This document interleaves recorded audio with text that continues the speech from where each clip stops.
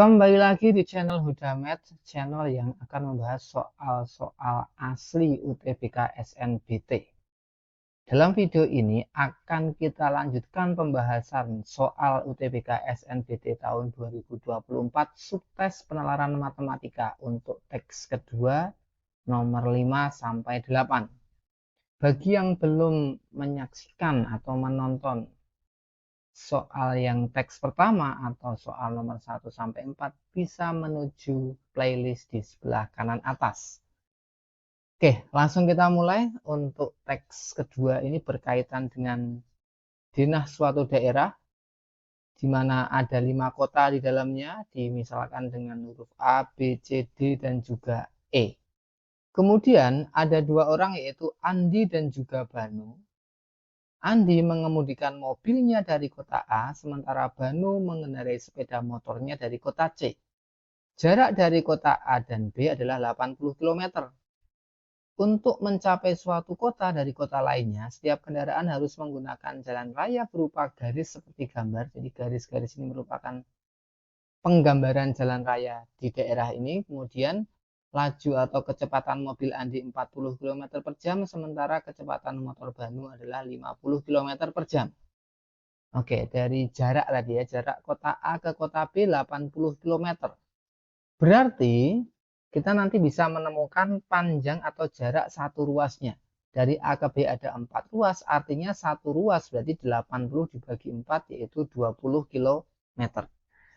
Oke, kita mulai dari soal pertama di permasalahan ini yaitu nomor 5. Di sini ada Chandra yang berjalan kaki dari B ke D secara langsung tanpa melalui jalan raya. Pertanyaannya adalah jarak terdekat yang ditempuh oleh Chandra ini berapa?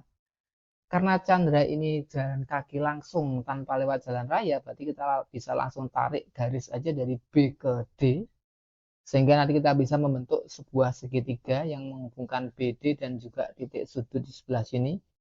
Dan itu sebagai titik sudut siku-sikunya ya. Kita akan menemukan segitiga siku-siku di sini, sehingga untuk mencari jarak dari B ke D, kita bisa gunakan teorema Pythagoras.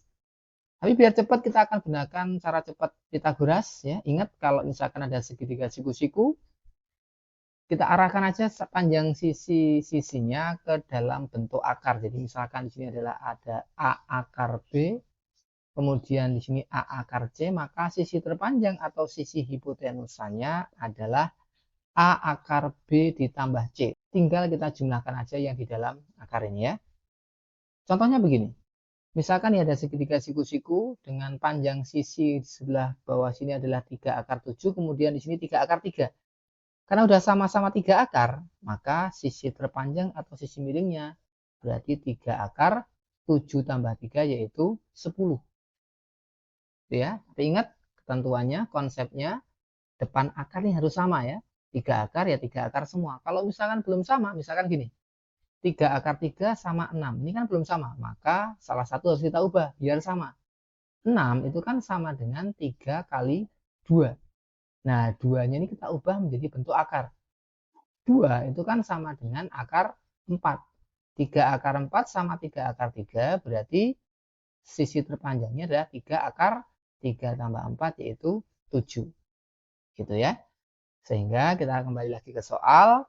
Di sini ada B, kemudian di atas ini D. Jaraknya dari B ke titik sudut ini, berarti kan ini satu ruas ya. Berapa tadi? 20 km. Kemudian dari D ke titik sudut ini adalah 2 ruas. Berarti ini 40 km. Karena ini belum sama. 20 kan masih 20 akar 1. Maka 40-nya kita ubah. 40 kan sama dengan 20 kali 2. Nah, ini sama aja dengan 20 akar 4. 20 akar 4 sama 20 akar 1 berarti jarak dari B ke D adalah 20 akar 4 tambah 1 yaitu 5. Berarti yang C ya. Mudah ya, bisa dipahami. Kita lanjut ke soal nomor 6. Di sini ada Banu yang berangkat dari kota C ke kota A. Tapi terlebih dahulu ia akan melewati kota B. Jadi sebenarnya dari C ke A ini bisa langsung, tetapi di sini disebutkan harus lewat kota B sehingga agak muter ya. Pertanyaannya adalah waktu tersingkat yang diperlukan oleh Banu dalam satuan menit. Hati-hati karena di sini kecepatan dalam satuan kilometer per jam. Artinya waktunya masih dalam jam. Nah, di sini kita akan menggunakan konsep jarak, kecepatan, dan juga waktu. Kecepatan itu kan sama dengan jarak dibagi waktu, sehingga kalau mau menghitung waktu berarti sama dengan jarak dibagi dengan kecepatan. Kita akan gunakan konsep ini sehingga nanti waktu tempuhnya Banu berarti sama dengan jarak tempuhnya. Kita hitung ada berapa ruas nih dari C ke A lewat B ya. 1, 2, 3, 4, 5, 6, 7, 8. Ada 8 ruas. Satu ruasnya tadi 20 km, berarti 8 kali 20 dibagi dengan kecepatannya. Kecepatan motornya Banu adalah 50 km per jam. Tapi ingat ini masih dalam satuan jam. Sementara pertanyaan dalam menit. Sehingga kita ubah, kita konversi. 1 jam ada 60 menit. Ini berarti kita kalikan dengan 60. Nolnya ini kita coret ya, kita sederhanakan. Kemudian 20 bagi 5 ini berapa? 4, 8 kali 4, 32. 32 kali 6 berapa? 192. Berarti jawabnya yang C ya. Kemudian untuk soal nomor 7, di sini ada Andi. Andi berangkat dari kota A menuju kota D. Terlebih dahulu melewati kota E dan juga C. Dari A ke D sebenarnya dekat, tetapi harus lewat E sama C. Ini muter nih ya. Pertanyaannya, waktu tersingkat. Berarti ini sama dengan soal nomor 6 tadi, hanya bedanya ini dalam bentuk isian singkat. Ingat kalau isian singkat cukup diisikan hasilnya dalam bentuk bilangan cacah. Tanpa satuan ya.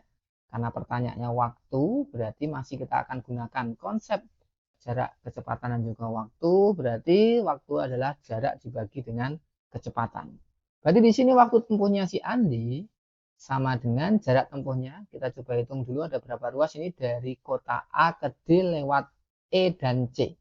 1, 2, 3, 4, 5, 6, 7, 8, 9, 10, 11. Ada 11 ruas. Satu ruasnya tadi adalah 20 km. Dibagi dengan kecepatan. Ini kecepatannya Andi ya, berapa? 40 km per jam. Kalikan dengan 60, jangan lupa. Kemudian kita sederhanakan, 20 bagi 40. Ini 2, kemudian 60 bagi 2, berapa ini? 30 ya. 11 kali 30 berarti 330. Berarti di sini jawabnya adalah 330. Jadi paham ya? Mudah ya. Jadi memang ini ada kaitan dengan soal nomor sebelumnya tadi. Maka untuk menyelesaikan soal-soal penalaran matematika memang disarankan per permasalahan dikerjakan secara berurutan ya. Kemudian kita coba lanjut ke soal nomor 8. Sini Andi dan Banu janjian nih ketemu di kota E. Andi berangkat dari kota A pukul 7. Kemudian Banu yang berangkat dari kota C tiba di kota E pada saat yang bersamaan. Jadi pertanyaan agar Banu ya tiba di kota E itu bareng dengan si Andi, maka Banu perlu berangkat pukul berapa? Itu pertanyaannya ya. Nah, konteks seperti ini sering kita temukan di kehidupan sehari-hari yang sebenarnya untuk kasus-kasus seperti ini kita tinggal cukup mencari selisih waktu tempuh Andi dan Banu. Jadi kalau misalkan selisih waktu tempuhnya Andi dan Banu ini adalah 1 jam, maka Banu perlu berangkat 1 jam setelah Andi berangkat, jadi pukul 8 ya. Kemudian kalau misalkan 1,5 jam selisih ya berarti Banu itu berangkat 1,5 jam setelah Andi berangkat. Kita akan coba hitung dulu waktu tempuhnya Andi. Jarak tempuhnya Andi dari kota A menuju E ini berapa? 1, 2, 3, 4, 5. Ada 5 ruas. 5 kali 20 dibagi 40 ini kecepatan mobilnya Andi. Jangan lupa dikalikan 60 biar nanti satuannya dalam menit. Kemudian kita sederhanakan 20 sama 40 ini berarti 2 ya. 60 bagi 2 berarti ini 30. 5 kali 30 berapa? Betul sekali 150. Jadi waktu tempuhnya Andi 150 menit. Sekarang kita coba hitung waktu tempuhnya Banu. Jarak tempuhnya Banu dari kota C ya, Banu ini berangkatnya dari C menuju E 1, 2, 3. Cuma 3 ruas. 3 kali 20 dibagi 50 ini merupakan kecepatan motornya si Banu. Jangan lupa dikalikan dengan 60. Kita sederhanakan, ini kita bisa coret, kemudian 20 bagi 5 ini 4, 3 kali 4 12, 12 kali 6 72, sehingga selisihnya adalah 150 dikurangi 72 yaitu 78 menit ya. Artinya berarti di sini Banu perlu berangkat 78 menit setelah Andi berangkat. Karena di sini Andi berangkat pukul 7, berarti 78 menit setelah pukul 7 itu adalah pukul 8.18. Sehingga di sini jawabnya yang D. Gitu. Bisa dipahami ya? Kalau ada yang masih bingung nanti bisa ditanyakan di kolom komentar. Terima kasih.